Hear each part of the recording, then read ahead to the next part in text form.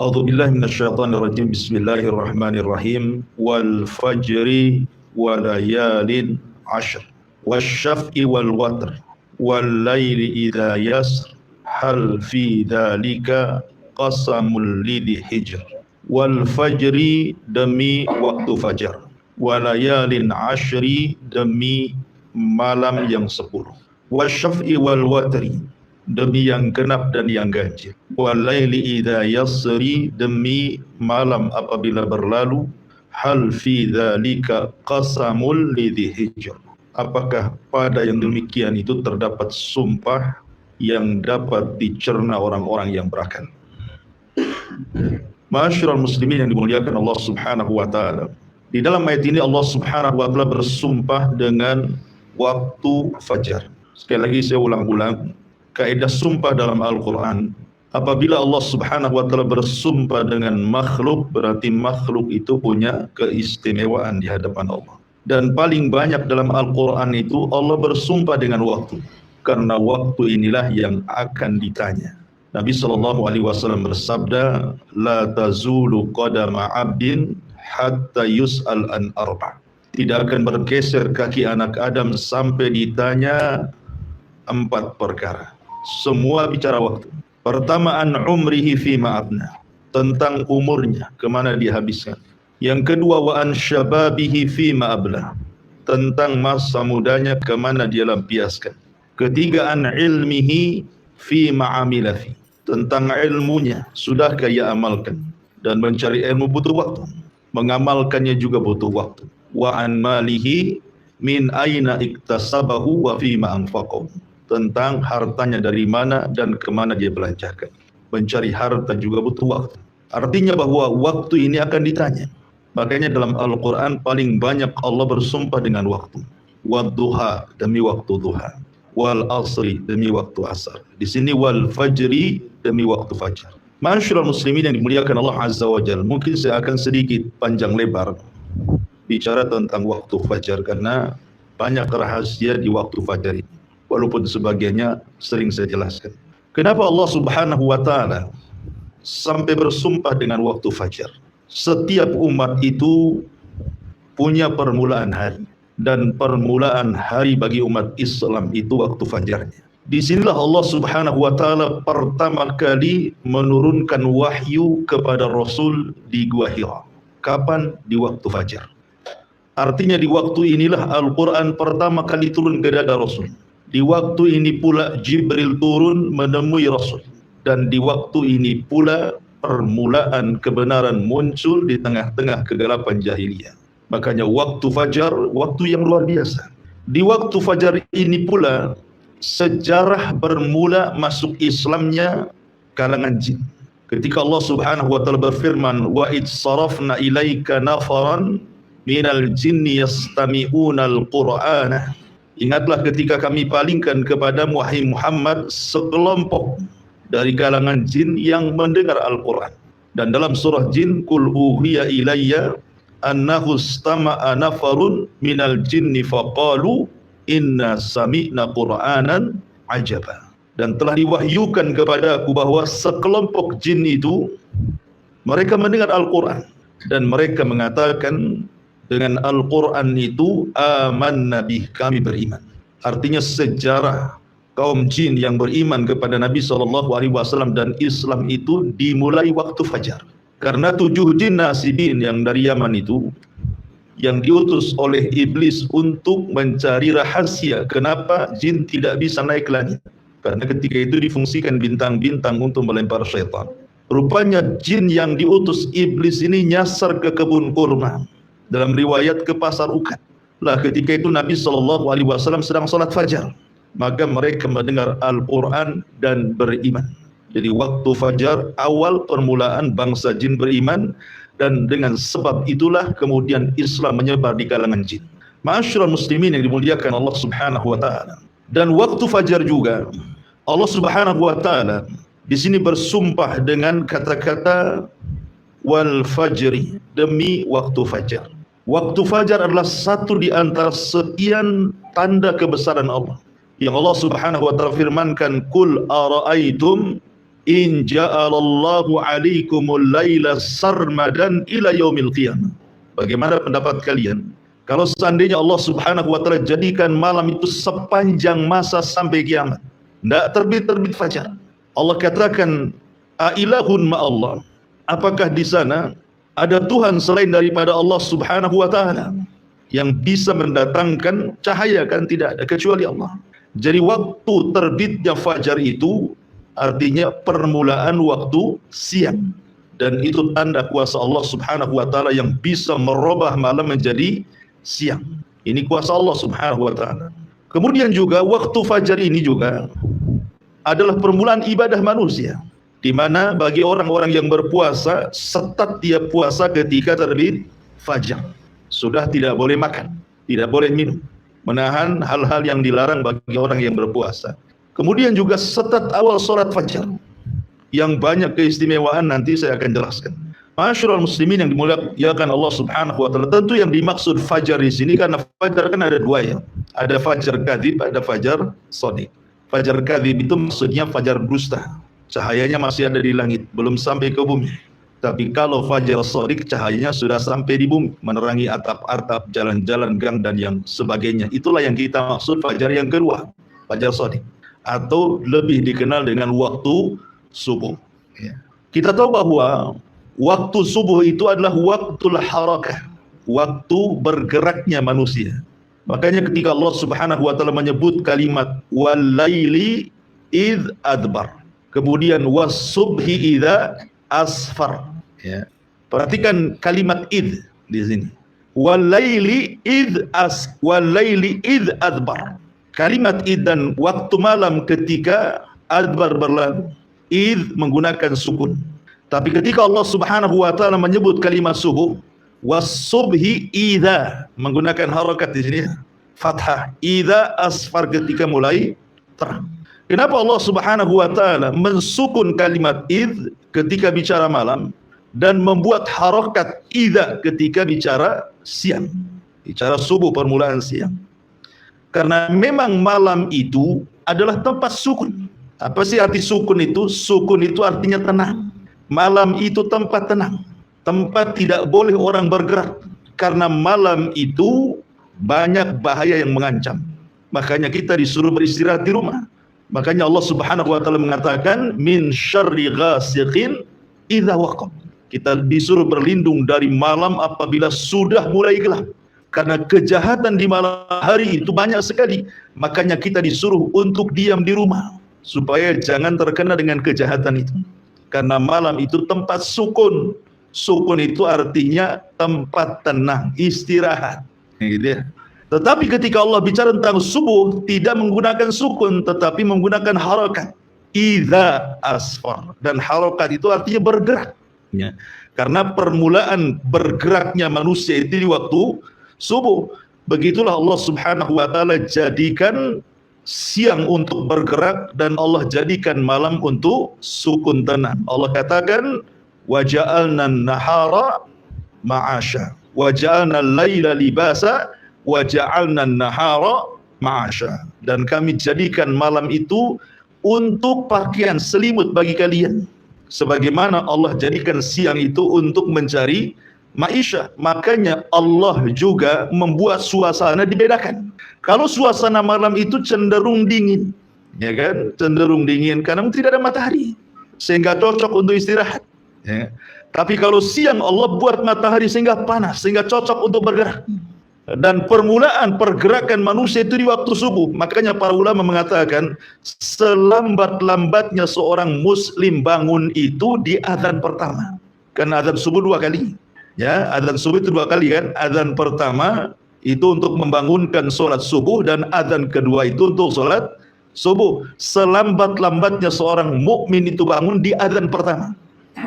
Ya, jangan sampai bangun di azan kedua. Karena Nabi SAW di azan pertama menghentikan para qiyamul lail dan mengatakan beristirahatlah kalian dan bangunlah bagi orang-orang yang tidur, kata Rasul. Jadi Rasul memerintahkan orang yang qiyamul lail stop di azan pertama, disuruh istirahat karena lelah dia sudah beribadah. Tetapi bagi orang-orang yang tertidur disuruh bangun. Ya, makanya adzan pertama itu sudah bangun seorang mukmin untuk persiapan sholat subuh, itu maksudnya.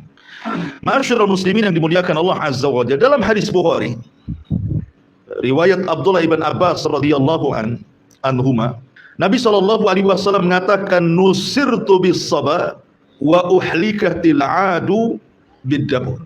Kata Nabi sallallahu alaihi wasallam, aku ditolong dengan angin subuh dan kaum Ad dihancurkan dengan dabur angin sore.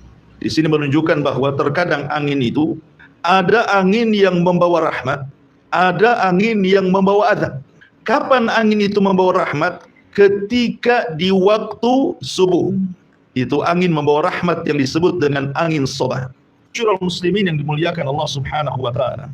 Lah, waktu subuh ini sampai-sampai Nabi sallallahu alaihi wasallam, kenapa apabila menyerang sebuah kaum, dalam sebuah hadis yang dikeluarkan Imam Bukhari, Nabi sallallahu alaihi wasallam itu tidak pernah menyerang musuh di waktu siang, tidak pernah menyerang musuh di waktu sore, tidak pun menyerang musuh di waktu malam.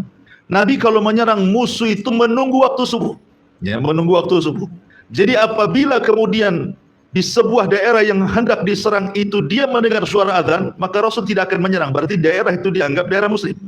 Tapi kalau seandainya dia tidak mendengar azan, maka Rasul akan menyerbunya. Dari sini kata Syekhul Islam Ibn Taimiyah rahimahullahu taala, bahwa di antara perbedaan biladul muslim wa biladul kufar, negeri dikatakan negeri Islam dan negeri dikatakan negeri kafir itu, salah satunya apabila masih terdengar suara azan. Kalau suara azan di mana-mana, berarti negeri itu negeri Islam. Walaupun mungkin di undang-undang negara itu tidak 100% mengamalkan undang-undang Islam, tetapi negeri itu bebas, suara azan itu mantul dari satu tempat ke tempat yang lainnya, berarti negeri itu negeri Islam. Hanya semata-mata mendengar azan, karena azan itu bagian syiar gitu ya, bagian syiar. Berarti ketika syiar nampak, berarti negeri itu negeri Islam. Karena ada sebagian firqah di negeri kita ini yang mudah mentogut-togutkan negara. Bahwa negara kita ini negara togut, presidennya togut, menterinya togut, maka siapa yang dukung togut? Jadi nggak togut dia aja. Ya. Tapi sudah dibubarkan sama pemerintah. Alhamdulillah. Ya. Ma'asyiral muslimin yang dimuliakan Allah Subhanahu wa taala. Lah, Nabi sallallahu alaihi wasallam kalau tidak mendengar suara azan, maka Rasul menyerbu. Makanya dalam surah Al-Adiyat, apa kata Allah Subhanahu wa taala? Fal mughirati subha. Ketika Nabi sallallahu alaihi wasallam dihabar khawakan oleh orang-orang munafik, ketika mengirim pasukan Ali dan beberapa orang, kemudian ada kabar bahwa pasukan itu mati, kudanya dirampas dan yang lain sebagainya, Allah turunkan surah Al-Adiyat. Salah satu lafadznya dalam surah Al-Adiyat itu fal mughirati subha, bahwa Ali dan pasukannya itu sedang menyerbu musuh di waktu subuh. Ya, jadi para sahabat mengikuti sunnah Nabi SAW menyerbu di waktu subuh, karena disitulah ada angin kemenangan yang disebut dengan angin soba, yang diteliti oleh para ilmuwan kedokteran dan kesehatan bahwa angin itu membawa kesehatan yang luar biasa. Ya, angin itu membawa kesehatan yang luar biasa apabila seseorang terkena angin di pagi hari. Makanya sering saya nasihatkan, kalau habis subuh buka jendela, buka pintu biar angin itu masuk. Ya, itu angin membawa rahmat dan juga kesembuhan penyakit. Ma'asyiral muslimin yang dimuliakan Allah Azza wa Jalla. Aisyah radhiyallahu anha pernah mengatakan, laqad kana an-nabiy sallallahu alaihi wasallam yusallil fajr fatashhadu ma'ahu nisa'un minal mu'minati mutalaffi'atin bimurutihin thumma yarji'na ila buyutihin ma ya'rifuhunna ahadun minal ghalas. Kata Aisyah radhiyallahu anha, Nabi sallallahu alaihi wasallam pernah mengerjakan salat subuh dan hadir wanita-wanita mukminah bersama beliau berselimutkan kain-kain murut, lalu mereka kembali ke rumah-rumah mereka, tidak ada seorang pun yang mengenali mereka karena gelap. Kalau kita melihat hadis-hadis Rasul tentang salat berjamaahnya wanita di zaman Rasul, sahabiah-sahabiah itu, Anda tidak akan dapat riwayat mereka salat jamaah di waktu zuhur, di waktu asar, di waktu maghrib, di waktu isya, kecuali subuh. Ya, coba cek riwayat. Sahabiah-sahabiah itu, mereka di waktu subuh suka ikut berjamaah bersama Nabi. Tapi di sholat-sholat yang lainnya tidak ada riwayatnya. Bukan berarti kemudian wanita tidak boleh sholat berjamaah di masjid, di sholat duhur, asar, maghrib, bisa boleh, tidak ada masalah. Tetapi di rumah mereka lebih baik kan begitu. Tetapi khusus sholat fajar ada riwayatnya. Wanita-wanita itu keluar rumah untuk sholat fajar. Kenapa? Sekali lagi karena mencari berkah waktu pagi. Karena Nabi SAW bersabda, Allahumma barik li ummati fi bukuriha. Ya Allah, berkahi umatku di waktu paginya. Ya Allah, berkahi umatku di waktu paginya. Makanya mereka keluar mencari berkah sepanjang perjalanan dari rumah itu ke masjid. Ya, makanya rugi kalau seandainya orang-orang yang tidak keluar ke masjid dalam melaksanakan sholat fajar. Itu waktu berkah. Ada angin soba di situ. Kemudian di sini juga ada faedah bahwa lihat bagaimana wanita-wanita ini keluar, mereka mengenakan dan menutup jilbab-jilbab mereka. Padahal gelap. Gelap saja mereka pakai jilbab, artinya menutup aurat, apalagi terang gitu ya. Menunjukkan bahwa para sahabiah Nabi SAW teramat sangat malu kepada diri mereka. Gelap-gelap pun mereka pakai menutup aurat semuanya. Apalagi tidak gelap. Gitu ya. Sekarang terbalik gitu. Gelap makin dibuka, terang pula ditutup. Ya. Ma'asyiral muslimin yang dimuliakan Allah Azza wa Jalla. Ini secara umum keutamaan waktu fajar. Ya. Kemudian juga waktu fajar ini kalau kita melihat sejarah, Fir'aun itu dihancurkan di waktu fajar. Di tanggal 10 Muharram di waktu fajar, Fir'aun itu ditenggelamkan. Ditenggelamkan oleh Allah Subhanahu wa taala, disaksikan oleh Musa dan Bani Israel. Makanya ketika Musa melihat Fir'aun ditenggelamkan di waktu fajar, dia berpuasa sebagai bentuk syukurnya. Makanya ketika Rasul kemudian hijrah dari Mekah ke Madinah, melihat orang-orang Yahudi sedang berpuasa di tanggal 1 Muharram, di tanggal 10 Muharram itu, kata Rasul, "Ini puasa apa kalian?" Maka orang-orang Yahudi mengatakan, "Kami berpuasa dalam rangka menghormati Nabi kami Musa karena diselamatkan dari kejaran Fir'aun yang ditenggelamkan kapan? Di waktu fajar di tanggal 10 Muharram." Makanya Musa berpuasa, kami pun berpuasa. Maka Rasul mengatakan, "Nahnu atau ana ahaqqu bi Musa." Saya lebih berhak menghormati Musa dibandingkan kalian. Maka Rasul pun kemudian berpuasa tanggal 10 Muharram dan memerintahkan sahabatnya untuk berpuasa, dan inilah puasa wajib pertama dalam Islam sebelum ada puasa Ramadan. Tanggal 10 Muharram, ya kan? Ma'asyiral muslimin yang dimuliakan Allah Azza wa Jalla, adapun keutamaan yang luar biasa salat fajar itu. Orang yang bangun di waktu fajar, maka dia hakikatnya telah keluar dari ejekan dan olokan syaitan. Disebutkan dalam hadis Nabi SAW, apabila seorang mukmin itu tidur di malam hari, maka syaitan akan datang dan akan memberikan waswas. Makanya kita berlindung dari waswas syaitan. Min syarri al-waswasil khannas. Ya. Dari waswas-waswas yang ditimbulkan oleh syaitan dari kalangan jin. Apa waswasnya? Maka syaitan akan datang kepada orang yang tidur itu, kemudian mengencingi telinganya. Setiap dia kencingi telinganya, maka dia akan berikan waswas dan mengatakan, "Lailun tawilun farqud," kata syaitan itu. Malam masih panjang, tidur saja. Padahal sudah fajar tuh. Masih aja malam masih panjang, tidur saja. Setiap dikencingi ngomong begitu waswas itu. Lah para ulama sudah saya katakan bahwa apa makna setan mengencingi orang itu? Yang pertama artinya setan sedang mengejek orang itu. Coba bayangkan dikencingi, apa enggak diejek? Kita saja diludahi, sakit hati kan itu. Apalagi sampai dikencingi itu muka kita. Setan hari-hari mengencingi telinga kita, ini ejekan setan kepada kita. Makna yang kedua artinya setan hendak menyumpat telinga orang tersebut sehingga dia tuli dari kebenaran. Apapun nasihat kepada dia ditolaknya. Makanya orang yang jarang sholat fajar, maka keras hatinya dan sulit mendapatkan nasihat. Karena sudah tuli itu, dikencingi hari-hari oleh setan, sehingga peka telinganya, mau menerima kebaikan. Makna yang ketiga, hakikat artinya setan betul-betul mengencingi telinganya. Maka orang yang bangun di waktu fajar, pertama dia berzikir setelah bangun, maka hilang satu ikatan, ya. Kemudian dia pun berwudu, maka hilang dua ikatan. Kemudian dia pun sholat fajar, maka hilang tiga ikatan. Dalam hadis Nabi SAW mengatakan, selain setan mengencingi orang yang tidur, setan pun mengikat tengkuk setiap orang yang tidur. Lah tengkuk inilah ketika diikat, sengaja diikat supaya susah bangun, supaya lewat subuh gitu, maksudnya diikat tengkuknya itu. Terkadang dimimpikan oleh setan supaya orang ini tidak bangun. Makanya ketika dia terbangun hilang satu ikatan. Ketika dia berwudu hilang dua ikatan. Ketika dia sholat hilang tiga ikatan. Kata Nabi SAW, maka orang ini akan menjadi tayyibun nafsi, nasyatan. Maka dia akan semangat hidupnya, tahu jalan hidupnya, dan hatinya akan bersih, tidak ada kedengkian. Tetapi kalau dia tidak bangun, maka sebaliknya kata Nabi SAW, wa illa khabithun nafsi kaslan, dia menjadi pemalas dan juga hatinya dikotori dengan hasad dan kedengkian.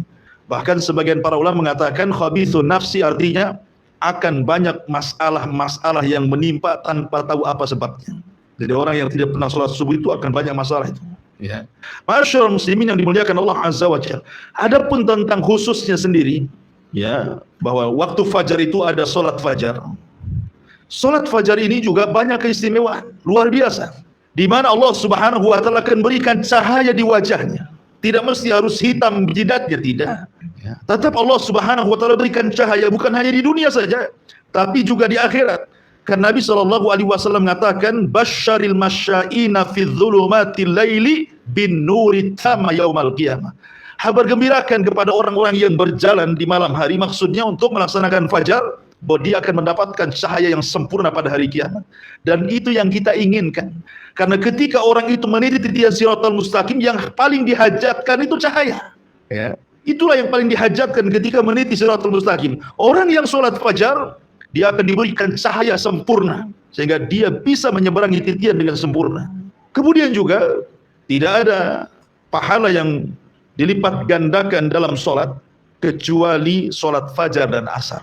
Itu dilipat gandakan tuh pahalanya. Fajar dan juga asar. Kenapa demikian? Karena malaikat-malaikat yang mencatat kebaikan di malam hari dan malaikat-malaikat yang mencatat kebaikan di siang hari itu perjumpaannya itu di sholat fajar. Jumpanya itu di sholat fajar. Jadi sholat malaikat malam naik, malaikat siang turun. Lah itu jumpanya ketika manusia sedang sholat fajar.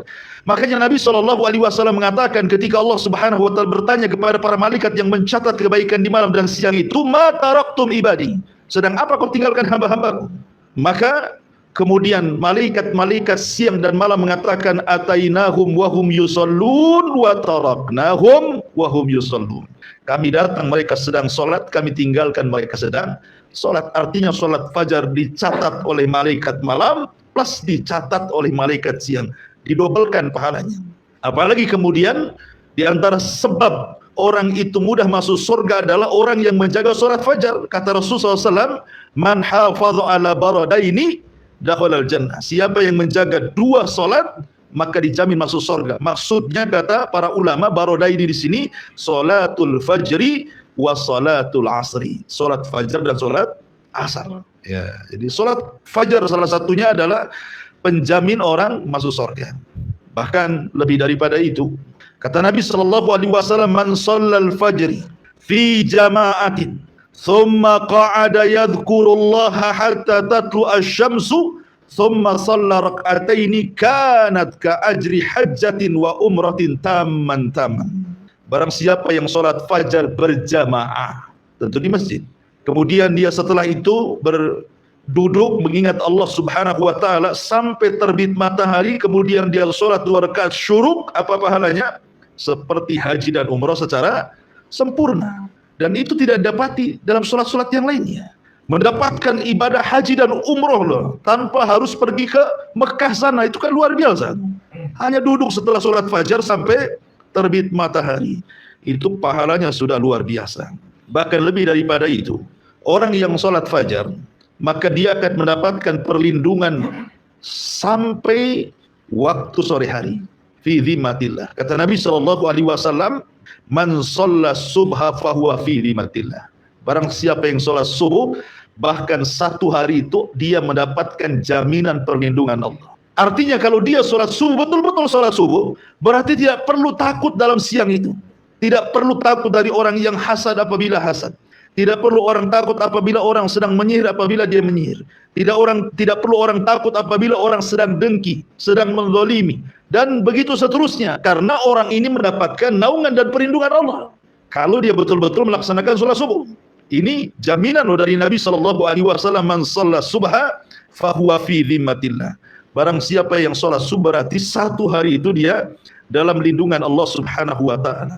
Bahkan kata para ulama, min fadli salatil fajri fi waqtiha annaha tajlibur rizqal wasi', bahwa orang yang sholat subuh pada waktunya, maka hakikatnya dia sedang membentangkan rizkinya yang luas. Makanya Nabi SAW tadi sudah disinggung, doanya adalah Allahumma barik li ummati fi bukuriha, ya Allah berkahi umatku di waktu paginya.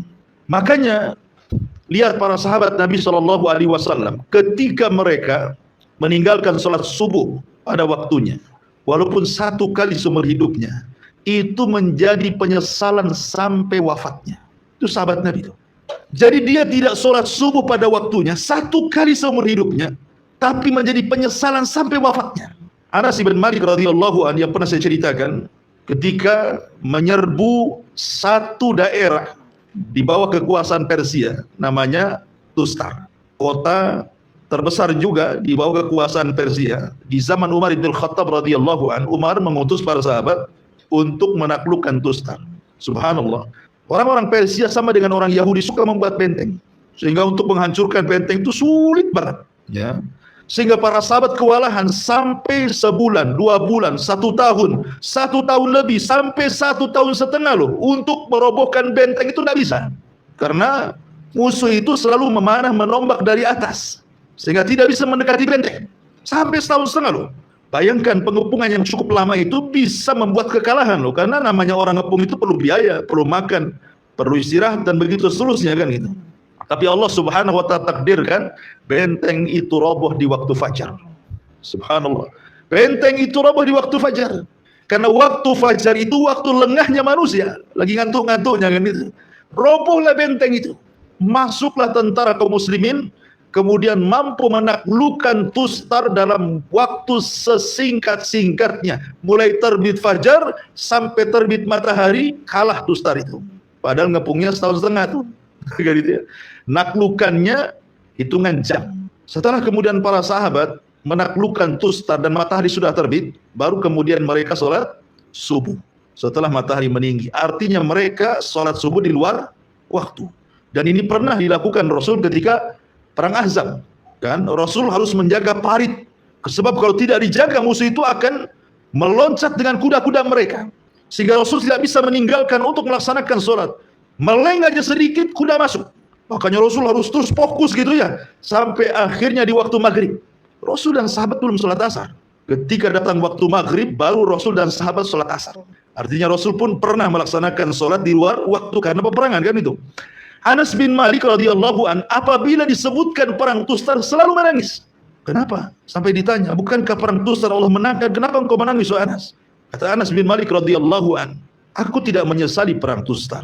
Itu kemenangan dan kebahagiaan dan nikmat Allah yang Allah anugerahkan kepada kita kaum muslimin. Tapi aku menangis apabila disebutkan perang Tustar, karena ketika itu aku tidak sholat subuh pada waktunya, melainkan setelah terbit matahari. Dan itu menjadi penyesalan Anas ibn Malik sampai wafatnya. Satu kali loh ya, dia tetap sholat, cuman sholat di luar waktu, dan itu pun kena duroroh, namanya perang. Ya. Ada waktu-waktunya tidak bisa kita melaksanakan sholat khauf ketika genting-gentingnya perang. Makanya Rasul pun pernah meninggalkan asar dan waktu sholat asar di waktu maghrib. Begitu juga sahabat sholat fajar ketika terbit matahari. Artinya ada kemimpinan satu subuh kan, secara hukum fikih tidak ada masalah. Anas bin Malik radhiyallahu anhu dan bagi para sahabat yang lain, bahwa sholat tepat waktu itu, apalagi sholat fajar, itu sesuatu yang berharga bagi mereka. Jangankan sholat wajibnya, sholat sunnahnya saja lebih baik dibandingkan dunia dan isinya kan itu. Rakaatai al-fajri khairun minad dunya wa ma fiha. Sholat rakaat fajar saja lebih baik dibandingkan dunia dan isinya. Yang namanya dunia dan isinya kan macam. Ada mobil, ada rumah mewah, ada tanah, macam-macam ya. Tapi tidak lebih baik daripada 2 rakaat sunnah fajar. Kalau 2 rakaat sunnah fajar saja itu segitu pahalanya, gimana subuhnya? Yang merupakan kewajiban Allah Subhanahu wa taala. Makanya kenapa sholat sunnah 2 rakaat fajar itu disebut rakaataini khafifataini, 2 rakaat yang diringankan. Tidak boleh panjang-panjang. Ya. Makanya ditentukan kan bacaannya. Rakaat pertama qul ya ayyuhal kafirun kan itu ya. Rakaat yang kedua Qul huwallahu ahad. Ya. Dipendekkan, kenapa? Karena yang dipentingkan bukan 2 rakaat sholatnya, tapi subuhnya. Ya. Nanti kalau kelamaan 2 rakaat fajarnya, nanti lemas ketika subuhnya. Tidak mungkin orang mendahulukan yang sunnah dibandingkan yang wajib, kan begitu ya. Makanya dibuat ringanlah sholat itu supaya subuh bisa dipanjangkan. Makanya sependek-pendek ya Rasul sholat subuh itu paling pendek membaca 100 ayat dalam Al-Quran. Di antara sekian sholat yang disunahkan dipanjangkan itu sholat subuh. Sholat subuh itu dipanjangkan dibandingkan sholat-sholat yang lainnya. Karena paling pendek Rasul membaca 100 ayat di sholat subuh itu. Menunjukkan panjang dibandingkan sholat yang lainnya. Ma'asyiral muslimin yang dimuliakan Allah Azza wa Jalla, apalagi yang lebih hebat dibandingkan itu.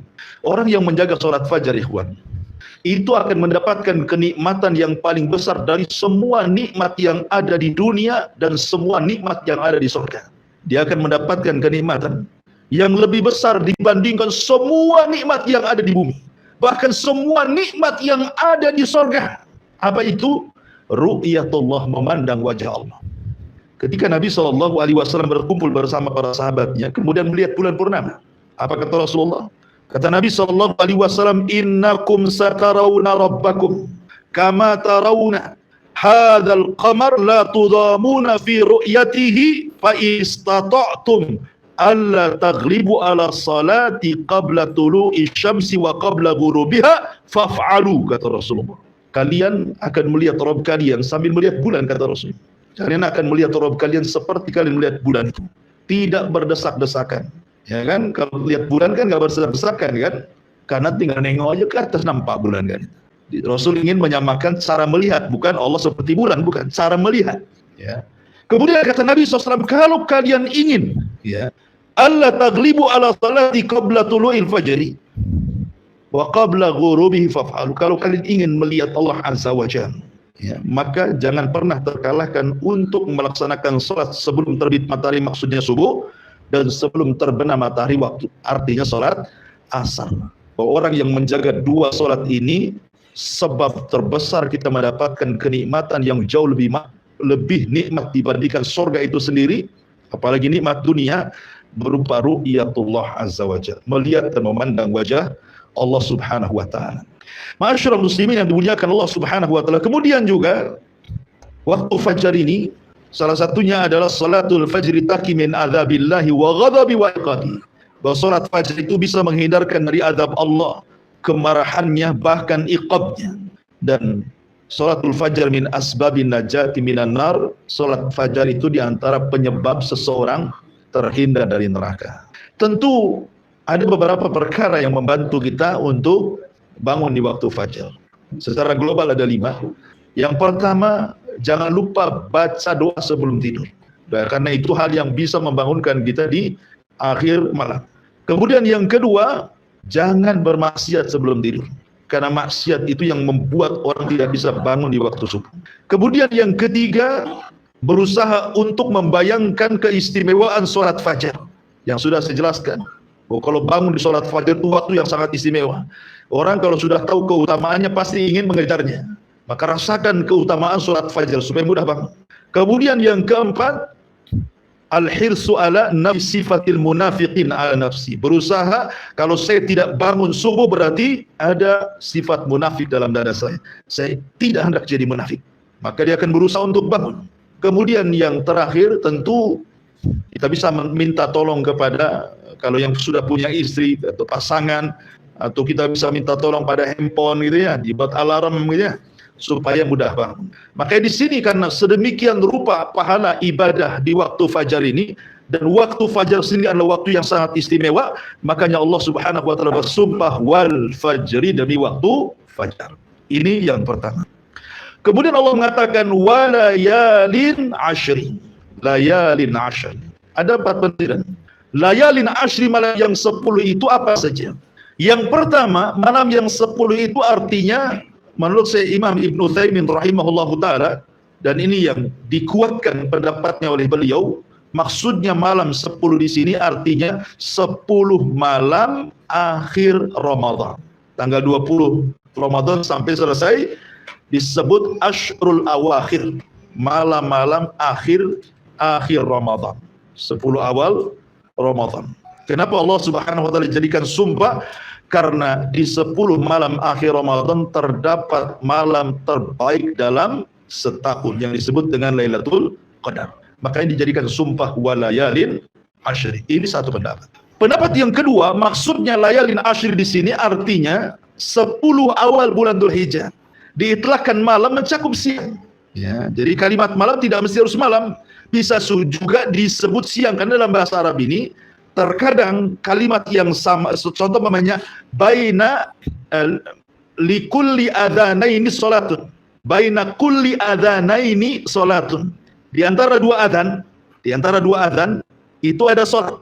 Maksudnya adzan yang pertama adzan yang kita ma'ruf, adzan yang kedua maksudnya qomat gitu ya. Jadi apabila disebut malam itu juga mencakup siang. Makanya ketika para ulama membahas ada enggak qobliyah Jumat, ada enggak hukum qobliyah Jumat, ya, menjadi khilaf para ulama. Ada yang mengatakan ada qobliyah Jumat, berdalil dengan setiap dua adzan itu ada sholat di situ. Maksudnya adzan dan qomat. Mereka berdalil dengan dalil ini. Tetapi bukan qobliyah yang dimaksud para ulama. Jadi yang membolehkan qobliyah Jumat itu bukan artinya sholat rawatib, bukan sholat rawatib kayak ba'diyah qobliyah, bukan. Maksudnya hadis di antara dua adzan itu sholat, maksudnya sholat nafilah, sholat sunnah, gitu maksudnya ya. Jadi antum boleh sholat di antara dua adzan, ya.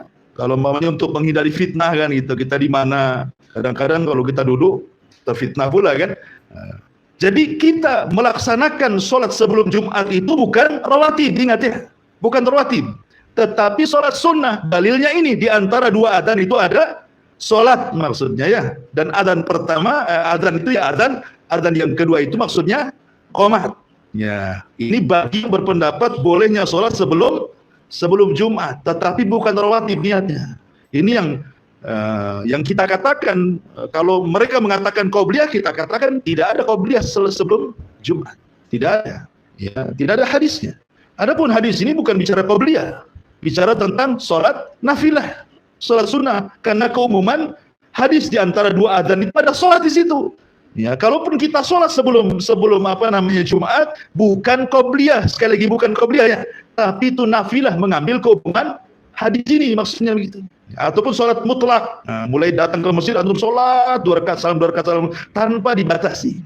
Itu yang disunahkan di sholat Jumat gitu ya. Balik bahwa malam itu juga terkadang diitlaqkan adanya siang. Makanya para ulama ada yang mentafsirkan 10 malam di sini artinya 10 awal bulan Dzulhijjah. Dan itulah siang terbaik dalam setahun. Kalau malam terbaik dalam setahun 10 akhir Ramadan, kalau siang terbaik dalam setahun 10 awal bulan Dzulhijjah. Karena di situ tergabung banyak amalan. Ada kurban, gitu ya. Ada haji di situ. Ya, kemudian amalan yang beramal di 10 awal bulan Dzulhijjah itu sebanding dengan orang yang mati syahid dalam hadisnya kan. Makanya itu adalah siang-siang terbaik dalam sejarah 10 awal bulan Dzulhijjah. Itu penafsiran yang kedua. Penafsiran yang ketiga, layalin asyri itu artinya 10 akhir dari puasanya Nabi Musa. Nabi Musa alaihi salatu wassalam, awalnya dia berpuasa berapa hari? 30 hari. Salasina lailan. Jadi ingat, syariat dulu dengan syariat sekarang beda ya. Kalau Musa itu puasa malam. Kalau syariat Nabi Musa itu puasa di malam hari. Tapi kalau syariatnya kita puasa di siang hari. Dan puasa di siang hari jauh lebih afdal dibandingkan puasa di malam hari. Jadi malam itu untuk mereka, siang untuk kita. Nabi Musa alaihi salatu wassalam puasa di malam hari sampai 30 hari. Ketika di hari 30, karena dia akan berdialog dengan Allah Azza wa Jalla, maka dia mengambil siwak untuk menyiwak giginya karena takut bau, membatalkan puasanya. Tapi Allah Subhanahu wa taala kemudian datang dan mengatakan kepada Musa, jangan kau batalkan puasamu. Jangan kau batalkan puasamu karena bau mulutnya orang yang berpuasa jauh lebih wangi di sisi Allah dibandingkan minyak kasturi. Maka Allah katakan tambah 10 hari lagi. Makanya Allah mengatakan wa atmamnaha bi ashrin wa tamma miqatu rabbih arba'ina lailan. Maka Musa pun menyempurnakan 10 hari lagi sehingga sempurnalah dari 30 menjadi 40 malam. Disitulah turun Taurat. Dari 10 malam di sini artinya 10 malam akhir daripada puasanya Nabi Musa. Ya. akhir daripada puasanya Nabi Musa. Ini penafsiran yang ketiga. Penafsiran yang terakhir adalah yang dimaksud layalin ashri di sini ada 10 awal bulan Muharram. 10 awal bulan Muharram itu masuk pada penafsiran walayalin ashri. Walaupun sekali lagi pendapat Syekh Utsaimin rahimahullah taala cenderung kepada lail di sini artinya 10 akhir bulan Ramadan. Ini ayat yang kedua. Wal fajri walayalin ashri. Kemudian Allah mengatakan wasyaf'i wal watr. Wasyaf'i wal watr, demi yang genap dan yang ganjil. Apa maksudnya demi yang genap dan yang ganjil ini? Ada yang mengatakan maksudnya yang ganjil itu Allah. Allah kan ahad satu. Adapun yang genap itu adalah makhluknya. Karena ketika Allah Subhanahu wa taala menciptakan makhluk pasti berpasang-pasangan, ya kan? Ada langit, ada bumi, ada lautan, ada daratan, ada jin, ada manusia, ada perempuan, ada laki-laki. Nah, pasti berpasang-pasangan itu. Ya. Makanya Allah Subhanahu wa taala berfirman kan ketika min kulli syai'in khalaqna zawjayn dalam surah Adz-Dzariyat ayat 49. Min kulli syai' wa min kulli syai'in, dan dari segala sesuatu yang Allah ciptakan itu khalaqna zaujaini, pasti kami akan ciptakan berpasang-pasangan. Berarti yang genap itu makhluk, karena makhluk berpasang-pasangan kan, genap dia dua-dua, ya kan, langit bumi dua, darat laut dua gitu ya, gelap terang dua gitu. Genap maksudnya witir itu Allah sang khalik, adapun yang genap itu maksudnya makhluknya. Jadi Allah bersumpah dengan dirinya dan juga dengan makhluknya. Penafsiran yang kedua, maksudnya yang witir di sini Allah bersumpah dengan Adam. Adam itu witir, satu. Ya, karena Allah Subhanahu wa taala tidak menciptakan dari ibu bapa. Adam itu diciptakan sendirian oleh Allah Subhanahu wa taala. Kemudian setelah itu Allah ciptakan Hawa dari tulang rusuknya menjadi genap. Berarti yang witir itu Adam, yang genap itu Adam dan Hawa dan seluruh keturunannya. Allah bersumpah dengan Adam dan juga Hawa. Kemudian yang ketiga, maksudnya witir ini adalah semua sifat, maksudnya witir itu sifat Allah, tetapi genap itu sifat makhluk. Maksudnya begini, Allah Subhanahu wa taala ketika mengeluarkan kita dari perut ibu kita, wallahu akhrajakum min butuni ummahakum la ta'lamuna syai'a wa ja'ala lakumus sam'a wal absara wal afida, kan itu. Ketika Allah menciptakan kita dikeluarkan dari perut ibu kita, kita tidak mengetahui sesuatu, sama sekali tidak punya apa-apa. Bahkan pendengaran pun tidak mendengar, penglihatan pun tidak melihat, ya kan? Kemudian hati pun tidak berakal. Baru sedikit demi sedikit setelah dia besar sedikit, mulailah pendengaran melihat. Kemudian pendengaran mendengar, penglihatan melihat, kemudian hati mulai berpikir, kemudian diberikan ilmu. Terus sampai dia tua, maka Allah akan kembalikan sebagaimana dia dilahirkan. Ketika sudah tua mulai rabun, ya kan? Ya, kemudian mulai peka, ngomong harus keras-keras, ya. Mulai pikun, padahal dulu orang paling cerdas dulunya. Nah, dikembalikan tuh sifat bayinya ke ketua. Tapi Allah Subhanahu wa taala witir. Ya, Allah tidak pernah didahului dengan kebutaan kemudian melihat, atau setelah melihat buta, tidak. Allah itu akan senantiasa melihat dan melihat dan melihat dan melihat. Ya, tidak didahului dan juga tidak diawali dengan perkara-perkara kebalikan daripada melihat. Laisa kamitsli syai'un wa huwas samiul basir. Itu juga penafsiran yang ketiga. Penafsiran yang keempat, maksudnya al-syaf'i wal watr ini mencakup semua ibadah. Contoh salat, ada yang ganjil, ada yang genap. Maghrib ganjil, kan itu ya. Kemudian isya genap. Ya. Kemudian puasa ayyamul bid ganjil. Ya kan 3 hari saja kan? Senin Kamis genap, gitu ya. Ramadan juga terkadang digenapkan, terkadang diganjilkan, tergantung melihat bulan. Ya, jadi semua ibadah itu mencakup ibadah. Namanya genap ganjil itu semua ibadah tercakup padanya kalimat asy-syaf'i wal watr. Ada juga yang mengatakan bahwa yang dimaksud asy-syaf'i wal watr itu 10 akhir Ramadan. Mulai tanggal 20 Ramadan sampai tanggal 30 atau 29, 1, 2, 3, 4, 5 sampai selesai akhir Ramadan itu bisa mengandung genap ganjil. Ya. Terkadang yang genap itu ganjil, terkadang yang ganjil itu genap, gitu maksudnya. Makanya kenapa kita harus menghidupkan semua hari-hari malam di akhir Ramadan. Karena ada yang kita anggap hari ini genap, bagi orang lain dia ganjil. Ya, contoh ketika hadis Quraib, dia datang dari Syam menuju Madinah. Dia ke Syam itu awal Ramadan, pulang ke Madinah pertengahan Ramadan. Lah Quraib ini mengikuti ru'yahnya Muawiyah di Syam, sehingga dia puasa di hari Jumat. Ya.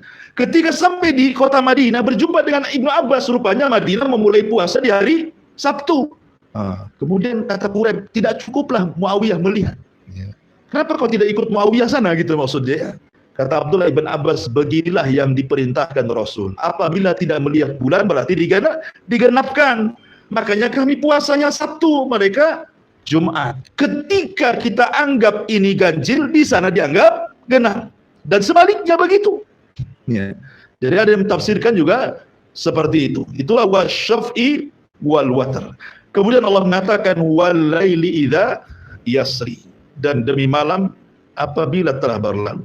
Maksudnya apabila malam itu masuk meninggalkan siang dan masuk waktu malam. Maksudnya di sini ada yang mentafsirkan bahwa kapan itu malam?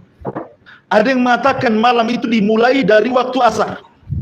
Malam itu dimulai dari waktu asar. Ada juga yang berpendapat malam itu dimulai waktu maghrib.